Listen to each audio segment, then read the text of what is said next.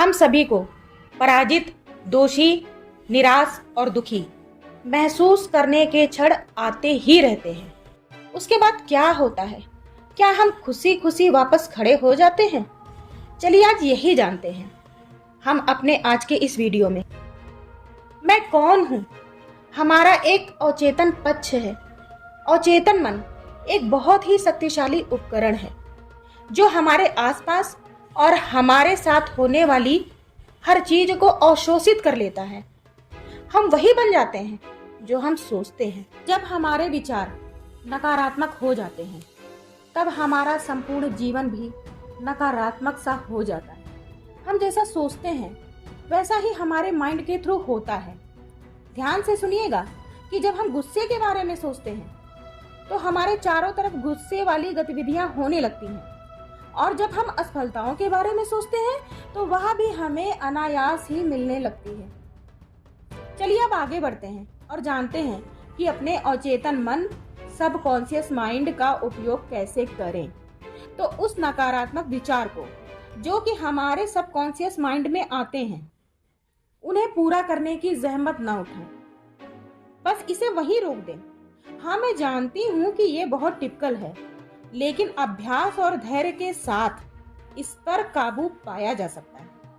प्राचीन भारत में यह माना जाता था कि प्रत्येक जगह पर देवदूत हैं और कुछ ईश्वरीय शक्तियां भी हैं जो कि हमारी इच्छाओं को पूरा करती हैं। तो ऐसा क्या सच में पॉसिबल होता था कि सिर्फ मनगढ़ंत बातें ही हैं? जरा सोचिएगा कि वो देवदूत यदि था तो अब क्यों नहीं है? चलिए हम आपकी इस शंका का निवारण करते हैं और बताते हैं कि वह देवदूत आपका खुद का सबकॉन्शियस माइंड ही है। हमेशा आपको अपने लिए केवल पॉजिटिव और अच्छा ही सोचना होगा। अपने दिन की शुरुआत एक सकारात्मक तरीके से करें। हर सुबह अपने हाथों को देखें और खुद को कहें कि यह हाथ आज कमाल के काम करेंगे। हर रात सोने जाने से पहले 10 मिनट ध्यान करें और इस यूनिवर्स के सदैव आभारी रहें। इससे आप पर कोई फर्क नहीं पड़ना चाहिए कि आपका दिन कैसा गुजरा, आपके सामने क्या चुनौतियां आई और क्या सफलताएं आई। बस आभारी रहें और खुश रहें। वर्तमान क्षण में अभी बहुत कुछ है आपको करने के लिए। हमारा अवचेतन मन हमारी भावनाओं, अनुभवों और विचारों का भंडार है, और यह सब तभी संभव हो सकेगा जब आप पर्याप्त नींद लेंगे।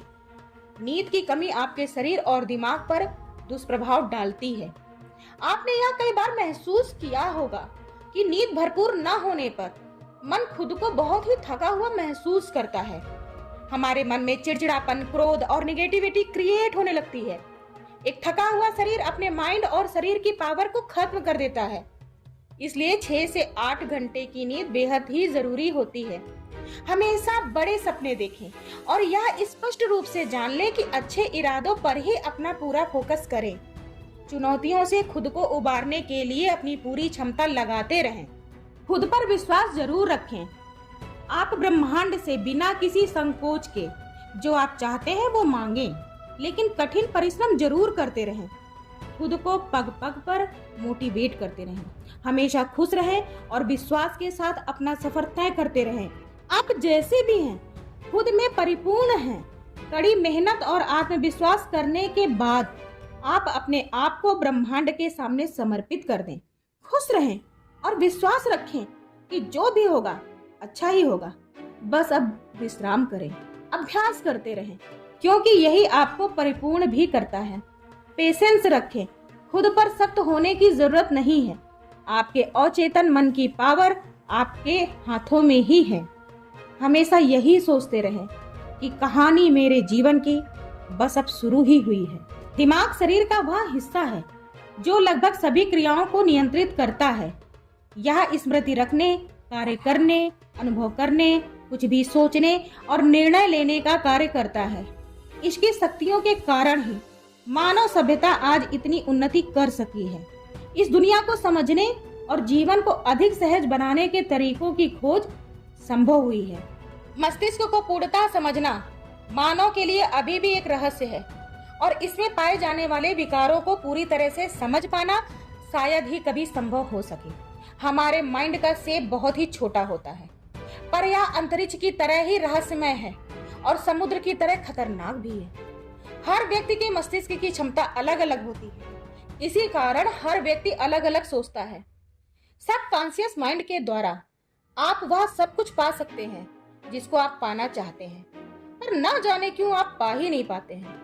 चलिए इसे हम एक छोटे से एग्जाम्पल से समझते हैं कि जैसे कोई पहली बार साइकिल चलाना सीखता है तो शुरुआत में उसे थोड़ी घबराहट होती है और वो कई बार गिरता भी है और चोट भी खाता है, लेकिन वह बार बार प्रैक्टिस करके साइकिल चलाना सीख ही लेता है।